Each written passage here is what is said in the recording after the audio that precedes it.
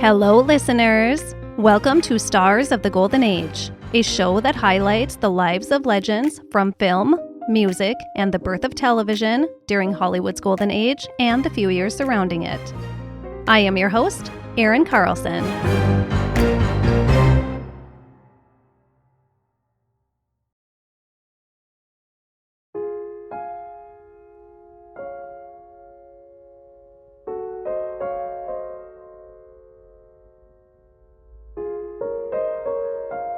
Today, we are talking about luxury ocean liner travel in the first half of the 20th century. The means in which some of our beloved Golden Age movie stars traveled from the US to Europe and back. This episode is a little different than our typical topics and format. Usually, I cover the life of a Golden Age star each week. So, why the departure from that? Well, what I'm sharing with you today is the kind of bonus content that I share over on Patreon. And I wanted to give you a little sampling of it so you can see what you're missing over there.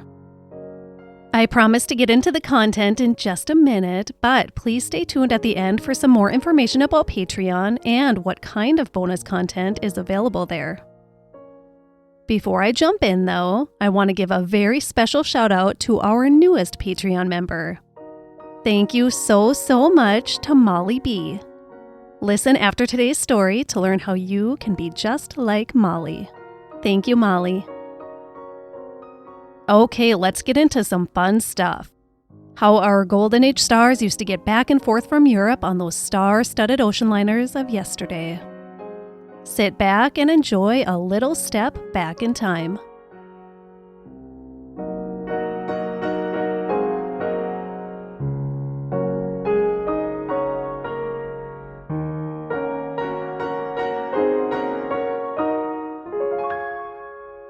Today, we can get from New York to London in about 7 hours. We just have to spend a few agonizing hours at the airport first before settling in for what we think is a long journey over the Atlantic Ocean. But our Golden Age stars from the first half of the 20th century would have been blown away to learn that one day, their 4 or 5 day voyage across, sometimes unsettling waters, would be reduced to a measly 7 hours in the air. Blown away. It all began with a joke at a meeting of the Great Western Railway in 1835. Yes, railway. A joke from the chief engineer about how they should extend their London to Bristol rail line to New York. Boy, would that open up worlds of possibilities in travel and business. Ha ha. Wait a minute, maybe this could actually be a reality. A passenger ship with the purpose of getting a lot of people across the Atlantic Ocean, and to get them there in comfort and maybe even some style. Before long, the first ocean liner was being built, the 1,340-ton Great Western. She was the first built with that purpose in mind, but she wasn't the first to officially make a steam-powered transatlantic voyage. Once word was out that someone was working on this reality, the Great Race began to be the first to accomplish this feat. The first steamship to cross the Atlantic was the 703-ton Sirius, which was a seasoned ship that had already been traveling between Cork and London. The ship left Cork, bound for New York, on April 4th, 1838, at 10 o'clock a.m. Only 40 passengers were aboard this grand trial voyage. The rest was cargo. 40 brave passengers. It was a rocky voyage, but the Sirius and her probably very seasick and very stressed out passengers reached New York on April 22nd, 18 days after they first set off. It was a big deal. The much larger, brand new Great Western arrived the very next day. And within just 6 months, 3 major steamship lines were traveling regularly between Britain and the US. But it wasn't the most comfortable experience in those very early days of transatlantic travel. And it was pretty risky crossing through those wild ocean storms. That had to change. Improvements in safety and comfort definitely had to be made. Enter Cunard. My mom is gonna really like this episode because she is a longtime, hardcore traveler of the Cunard line. She and my dad before he passed, and she has traveled solo on Cunard since. She's sailed on Cunard's Queen Elizabeth, which we'll talk about today, Queen Elizabeth II, and the Queen Mary II. Those grand ladies have taken her to England, Ireland, Scotland, Germany, France, and the Panama Canal. And most recently, my mom sailed on Cunard to Alaska. My husband and I actually did an Alaskan cruise the same summer as she did a couple years ago, but we slummed it on Royal Caribbean. Just kidding, I think Royal Caribbean is pretty darn nice too, but not nearly as fancy pants as Cunard. I don't think my mom is ready to say farewell to Cunard quite yet. So Mom, listen up to hear about the icons who also traveled on the Queen Elizabeth. But first, some history. Samuel Cunard was the founder of the Cunard Steamship Company of Liverpool. And when he did so, he changed the course of transatlantic travel. Cunard's first priority was the safety of his passengers. There was no changing this. Safety first, always. Second was speed. And third, comfort. The first transatlantic steamer from the Cunard line was the Britannia, and she completed her first voyage in July of 1840. The Britannia became the fastest east-to-west transatlantic voyage, earning the coveted blue-ribboned title. Between Cunard's reliability, promise of safety, brilliant publicity, and a sweet contract with the Royal Mail, it became the premier ship line of the world. Cunard ships weren't the luxury liners they are known as today at the start of their rich history, though. Samuel Cunard was a very keen and intuitive man, and he followed the needs and desires of potential passengers and customized his ships and services around it. When the Great Immigration took place in the mid-1800s, he knew what was needed was affordable and efficient voyages. So Cunard's purpose for about 40 years was primarily transporting mail and immigrants. In the 40-year span between 1860 and 1900, Cunard transported approximately 2.5 million immigrants from Europe to the United States. 1 in 5 immigrants that traveled from Europe to the United States came here on a Cunard vessel. Immigration was a great priority for Cunard all the way up to about 1920. With such a great need for transatlantic travel, the race was on to make the biggest and the best ocean liner. Germany set precedents with a new level of style through their Hamburg America Company. And the British Cunard Line followed suit in that style a few years later with the Lusitania and her sister ship, the Mauretania, in 1907. These girls brought Cunard back up to the head of the race again, making them the biggest and the fastest, getting across the Atlantic in 5 days. And now in a very elegant way, if the passengers could afford it. Most of the immigrants were traveling in steerage. The White Star Line followed this race of speed and luxury with the Olympic and the Titanic. Heard of it? These two became considered the most luxurious ships yet. The RMS Titanic prepared for her maiden voyage on April 10, 1912. She held a total of 2,345 passengers, 689 of them being first class and the remainder second and third. I know we've all seen the 1997 movie Titanic and probably the older films about the Titanic as well.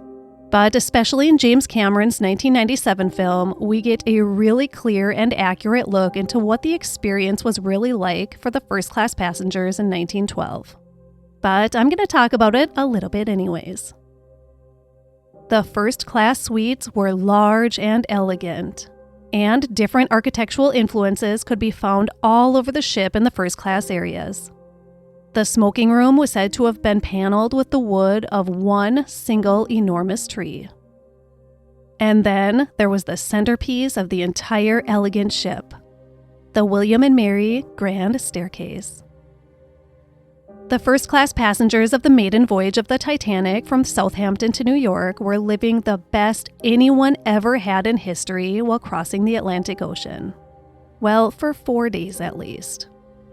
Everything changed on April 14, 1912, when the Titanic hit an iceberg and sank to the bottom of the ocean, taking the lives of over 1,500 passengers with her. Cunard's Carpathia was the first to arrive, rescuing survivors from the icy waters. Was this race to be the best and the fastest and the biggest too dangerous?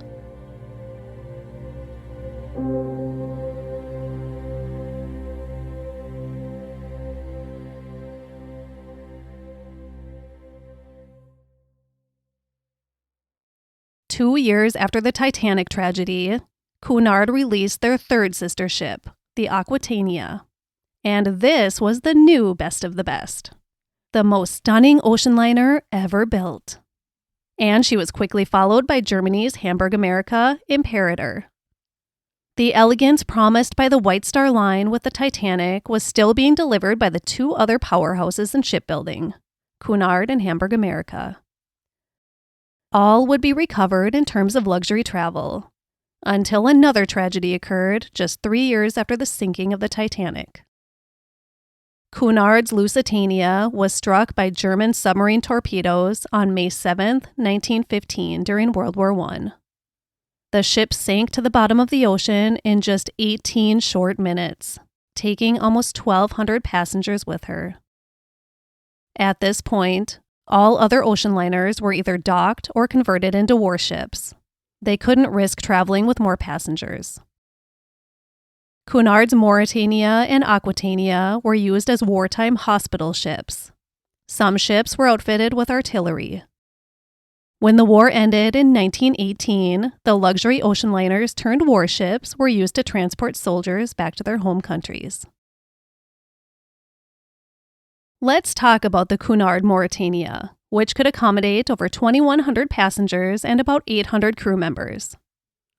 This ship first set sail in 1907, so this is how you can picture some of our favorite silent film stars traveling to and from Europe. Cunard hired the best of the best architects and interior designers to create their opulent spaces for their first-class clientele. The first-class spaces were spread amongst 5 decks of the Mauretania. There was a library, a writing room, both stunning with attention to every fine detail. The library even had a huge white marble fireplace and a large glass dome in the center of the ceiling. There was also a music lounge, a smoking room, of course, a lush garden cafe, that's where you'd be able to find me the whole time, and the large and elegant dining hall, which spanned 3 decks. To get a feel of the dining room, picture this. Light oak walls which contained beautiful ornate carvings surrounded the almost 30-foot tall space that was, of course, topped with a beautiful glass dome. The chairs were upholstered with deep pink upholstery, and the floors were carpeted in a dark red.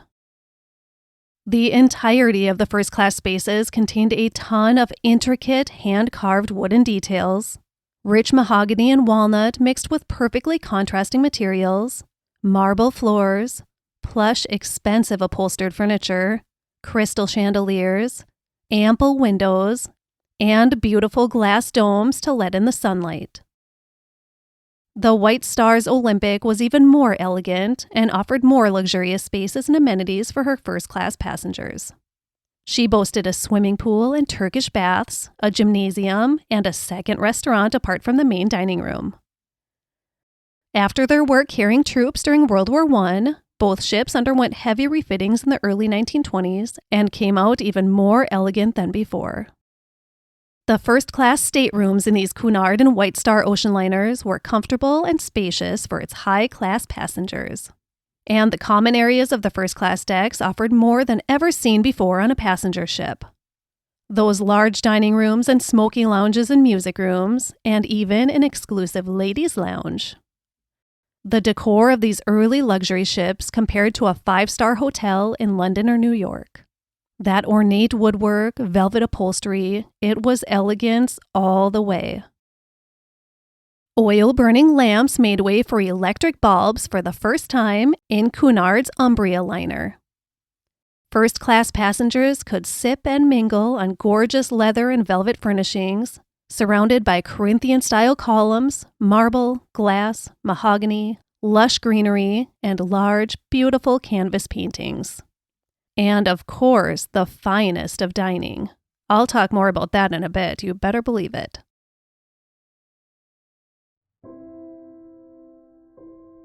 Post-First World War and changes in U.S. immigration laws in 1921 signaled major changes in ocean liner travel. There wasn't such a great need for steerage class capacity with the number of immigrants traveling to the U.S. reduced, so second and third class accommodations were improved. And as always, the first class accommodations were constantly being made bigger and more luxurious. You gotta keep those rich guys happy. This also set off a secondary purpose of luxury ship travel, more than just getting from point A to point B. Vacation cruises. With the changes in more affordability and comfortable accommodations for more middle-class passengers, this opened up great opportunities to see the world in which only the wealthiest people were able to do until that point. The most highly acclaimed ocean liners of the 1930s were the French Normandy and the Cunard Queen Mary. France's Normandy was unveiled in 1935 and was the first ocean liner to reach over 1,000 feet in length. And she could cross the Atlantic in a record-breaking 4 days. The main dining room of the Normandy sat 1,000 diners and was adorned in an elegant French design of bronze and hammered glass. The garden room had real birds in ornate cages to finish off the feel of the space, which I don't like one bit, but they didn't really care about animal welfare much in the 1930s. The ship housed 2 elaborate penthouses, each with their own private sun decks. There were first and second class swimming pools and tennis courts. The Normandy met her end during World War II when she started on fire during her conversion to a warship, and she could not be saved. Rivaling France's Normandy was Cunard's Queen Mary, which was debuted in April of 1936. And on her first trip to New York, she beat the speed record again, making it across the Atlantic in under 4 days. And boy, was she fancy. She was a stunner. She was also over 1,000 feet in length. She weighed over 80,000 tons, contained over 10 million rivets, over 2,000 portholes, and 2,500 square feet of glass. The interior of the Queen Mary was remarkable, still is. It contained the largest apartment to have been built inside of a ship, and the common areas were the height of elegance. Cunard's Queen Elizabeth joined her sister ship, the Queen Mary, in 1940. But the world was in the midst of its Second World War, so she was painted gray and worked as a troop ship before she even transported passengers. Both Cunard's Queen Mary and Queen Elizabeth were used in this capacity during World War II. Between these 2 Cunard ships, 1,243,538 Allied troops were carried. On one individual voyage, the Queen Mary carried 16,683 soldiers. Her typical capacity for leisure travel was 2,139. Let me say those numbers again. She carried 16,683 soldiers on one individual trip during World War II, and her normal passenger capacity was 2,139 people. It was packed. Adolf Hitler did not appreciate this contribution that the Queens were providing to his enemies. He offered a $250,000 reward to the German U-boat commander who could shoot down either of the ships. Luckily, both ships survived the war and were applauded for their great contributions to the Allied forces. Once through another long and devastating war, as well as the Great Depression, Americans were eager to travel to Europe again. The Queen Mary stayed on top as the best ocean liner, but the Queen Elizabeth was the largest. Let's talk a little more about life aboard the Queens. First, fun fact about the naming of the Queen Mary. They had intended on naming her after Britain's beloved, long-reigned late Queen Victoria. Cunard's chairman went to then Crown King George V and said they wanted to name their new great ocean liner after England's greatest queen. The king replied, "Yes, my wife would be delighted." So, of course, not willing to offend the king, Cunard named the ship after King George V's wife, Queen Mary of Teck. The Queen Victoria would debut as a Cunard cruise liner decades later.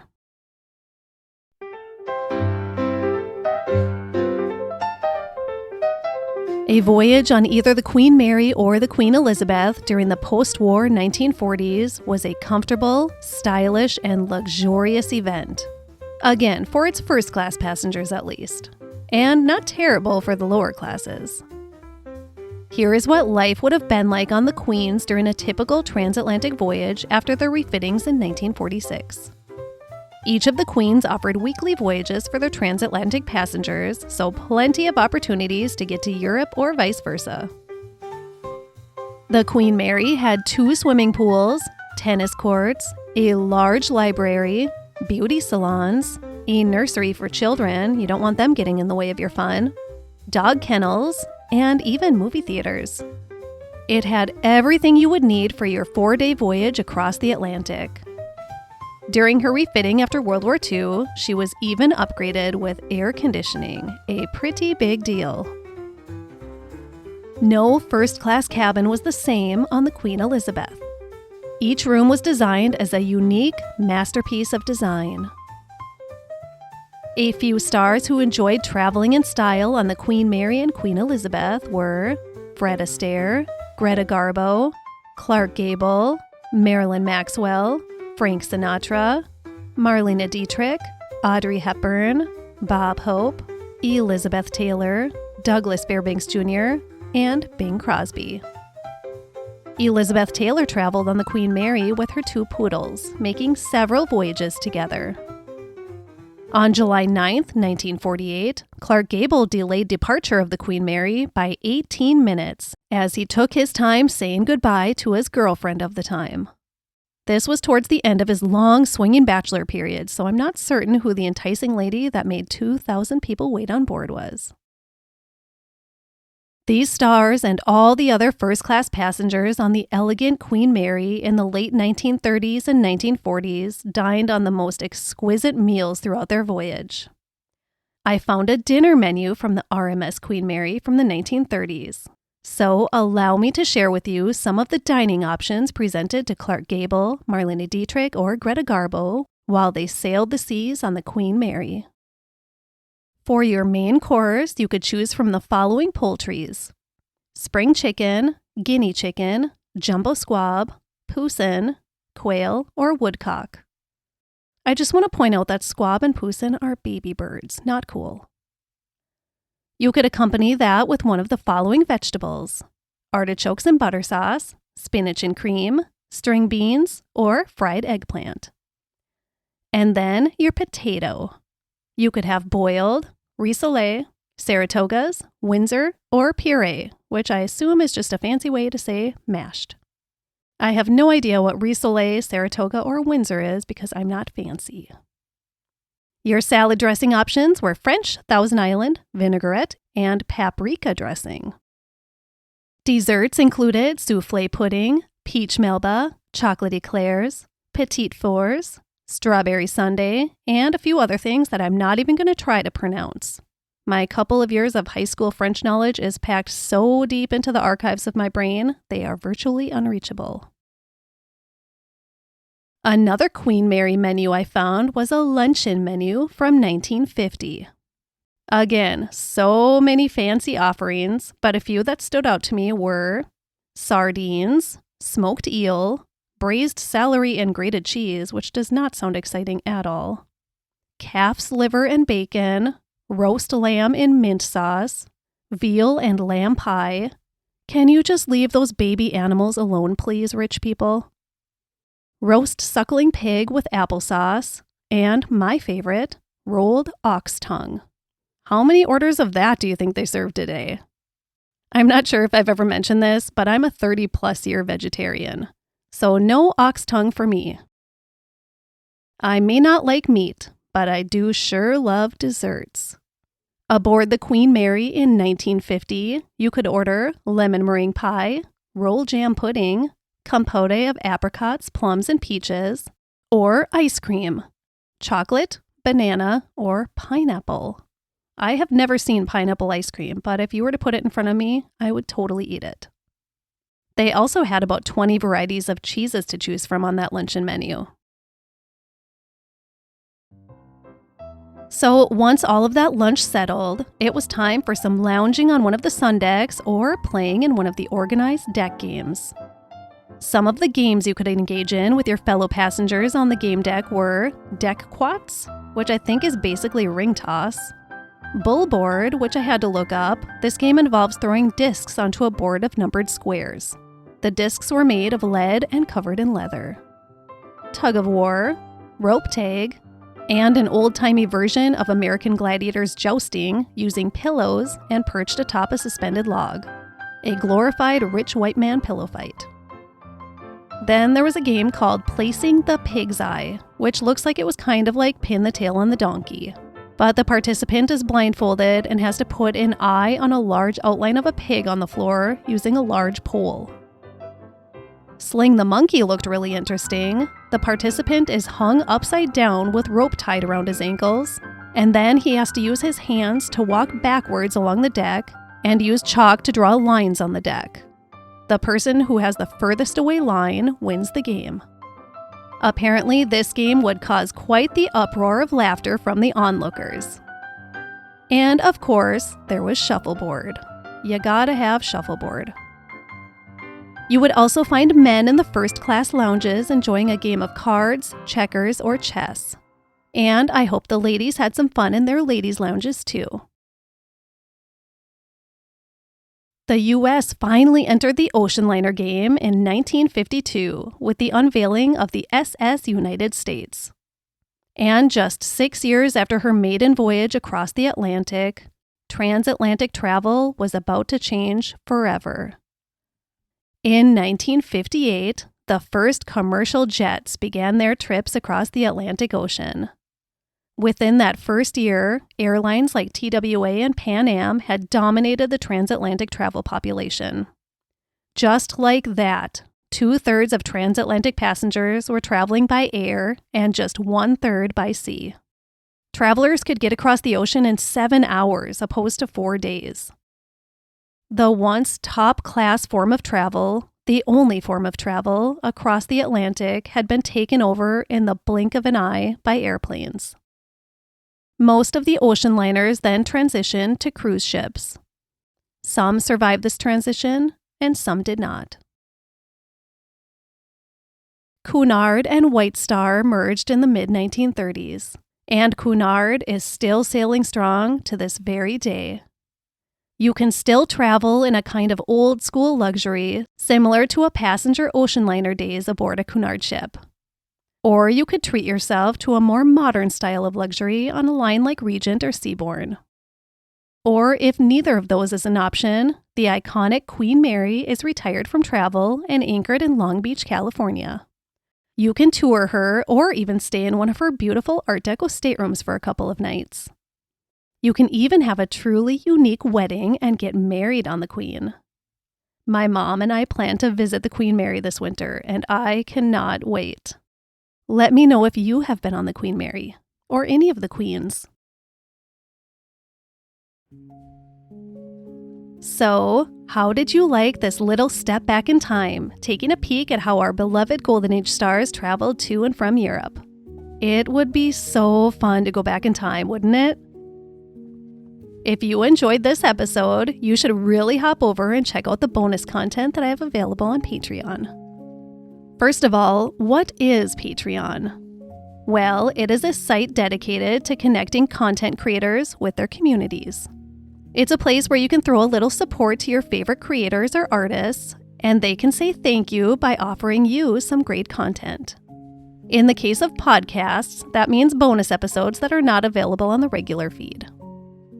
Molly just joined the Stars of the Golden Age Patreon community, so she will get a monthly bonus episode each month, a monthly Movie of the Month recap episode, and a monthly cocktail party episode.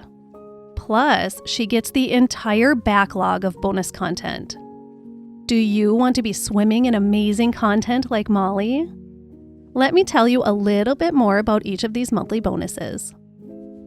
First, the Movie of the Month. Each month, I choose a classic film for us all to watch on our own time, if you wish, and then I release a recap episode about the movie, and I also share some fun facts about them.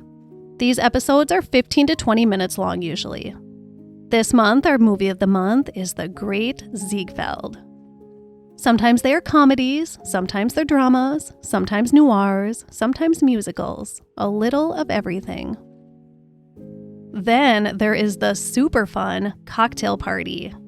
In that, I first share a vintage cocktail recipe, the history of that cocktail, and I am of course sipping on that very cocktail myself. I try my best to share a non-alcoholic version of each cocktail too. And then I dig through my piles of old vintage magazines and read you some juicy celebrity gossip or other fun content from them. I have a bunch of old photoplay and modern screen magazines, so that's where I find most of it. There is some really, really fun stuff in those magazines. It's a super fun little bonus episode to share with you. That's about 20 minutes as well each month. And then there is the full-length bonus episode that is available to the Oscar tier patrons. In these 30 to 45-minute episodes, I talk about all kinds of interesting topics related to Hollywood's Golden Age. Past topics have been history of the Hollywood sign, Dean Martin's celebrity roasts, Black history in Hollywood, history of Nickelodeons and movie theaters, old Hollywood studio rules, Golden Age nightlife, Hollywood casting couch, and more. This month I talked about old Hollywood film set tragedies. And next month I'm talking about the Hays Code. I'm telling you, join our Patreon community and it'll make you smarter. You will learn so much and have so much cool information to share with your friends.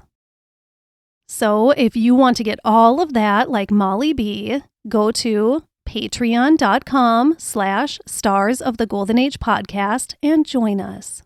You can find the link in the show notes as well. There are 2 levels of support, the Emmy tier for $4 a month and the Oscar tier for $8 per month. And I'll send you a sweet Stars of the Golden Age sticker to slap on wherever you slap your stickers. I promise you will not regret it. Please join us. Being a solo podcaster of a research-based show is a lot of work. My laundry is piled up, dust bunnies are collecting in the corners of my house, my friends think I don't like them anymore. I seriously spend all of my free time researching and editing this podcast. I don't dislike it, far from, I love it. But it is just a ton of work and takes an insane amount of hours each week. I honestly didn't realize just how much when I began. And I will admit, I probably put in way more hours than I have to and that others probably do because I'm afraid of failure and I really strive for perfection in my finished product. I could use AI for writing and editing, but I refuse to. I will never. I'm old school.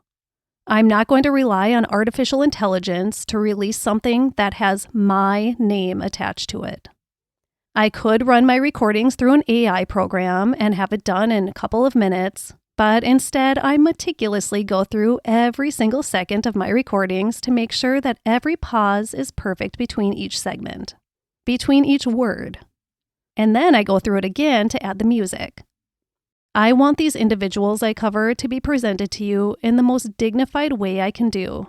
And I refuse to put that incredible responsibility in the hands of AI. So I will continue to let the dust bunnies build up. I mean, I do eventually vacuum. But I'm just trying to say that I choose to put the extra time in for you, and I just wanted to lay out the process so you know that I'm doing the very best I know how to do. If you listen to many podcasts until the end, you hear that long list of credits recited by the host. You have a person or two doing research, a person or two doing editing, a producer, a sound mixer, an audio engineer. In fact, I just listened to one history series that listed 6 separate producers.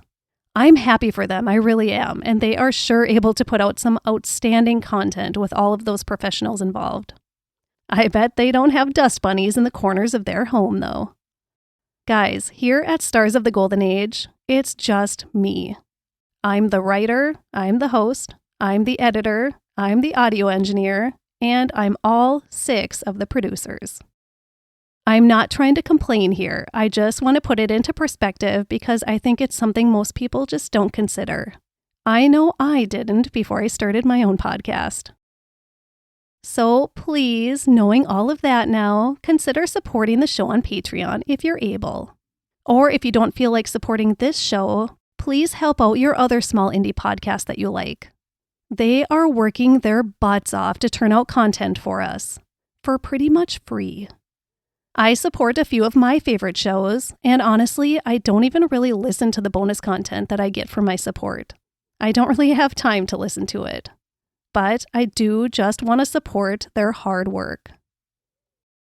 Okay, that's about as much as you'll ever hear from me about that. Again, if you do feel inclined, you can learn more at patreon.com/Stars of the Golden Age podcast. Before I go, I want to share a review of the week. I want to say I've received some really lovely emails and messages in the last couple of weeks from people who are loving the show. I want to thank you all so much. It truly helps keep the momentum up to put out the best work I possibly can. I would not be here without your amazing support. I will share some of those words soon, but this week's review comes from Ferris, who said, "Excellent, one of the best podcasts ever. Thank you." And thank you, Ferris. I'm hoping to keep popping out interesting life stories for years to come. I do also want to share another review. This one's from Joey on Spotify. He said, "Tried to listen but found the background musical too much." I replied to Joey on Spotify and I hope he saw it, but I do want to remind everyone that I release 2 versions of each episode each week. If you're not into background and transition music, there is a sensory-sensitive version of each episode released as well. That one is just my voice, nothing more. The music-added episodes come out Tuesday, and the same content minus any music besides the intro and outro music comes out on Wednesdays. So there's something for everyone. So again, if you want to hear more interesting information like today's topic, you know what to do. Head on over to patreon.com/Stars of the Golden Age podcast and join our community. Not only will I give you a ton of great content as a thank you, but you will have that nice fuzzy feeling knowing that you're supporting a hard-working little indie podcaster to keep on trucking and keep on sharing cool content with you. And if you don't feel like supporting this show, remember to please throw a little support to your other favorite podcasts if you're able to. I'm telling you, they are working their keisters off and putting a lot of time into getting their content out to you. I support my favorite podcasts, and you should consider it too. Thank you, guys. For this episode, I used a documentary titled Great Liners by Absolute History, a documentary titled Big Old Boats, a documentary titled The Golden Age of Cruising by Ritzy Travel Guide, a documentary titled Atlantic to Titanic, The Evolution of Ocean Liners by Ocean Liner Designs, Cunard.com, QueenMary.com, and GGArchives.com.